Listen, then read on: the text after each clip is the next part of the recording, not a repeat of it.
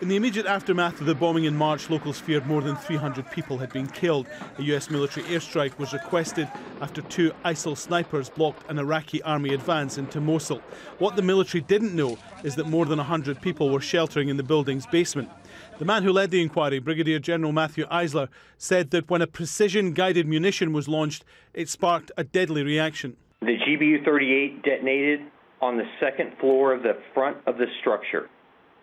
The detonation ignited a large amount of explosive material, which ISIS fighters had previously placed in the rear of the house. The secondary explosion triggered a rapid failure of the structure, which killed the 2 ISIS snipers, 101 civilians sheltered in the bottom floors of the structure, and 4 civilians in the neighboring structure to the west. An additional 36 civilians who are believed to be connected to the structure remain unaccounted for. The investigation found that no one could have predicted the presence of any civilians in the building immediately before the attack. The Americans say their conclusions match an Iraqi inquiry, which says they're not to blame. This analysis is consistent with Iraqi findings, which determined that a coalition munition was not responsible for the structural failure of the building and the deaths of the civilians inside.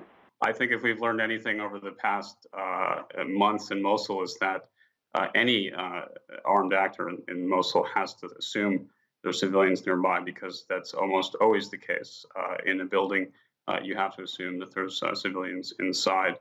Now, if ISIL is using civilians in some way, putting them in buildings, that doesn't really change the calculus, or at least it shouldn't. If you don't want to kill civilians, then you have to take steps not to.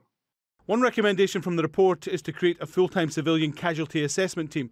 And while the US military insists it tries to avoid civilian casualties where possible, this remains one of the single deadliest incidents involving civilians in recent major conflicts.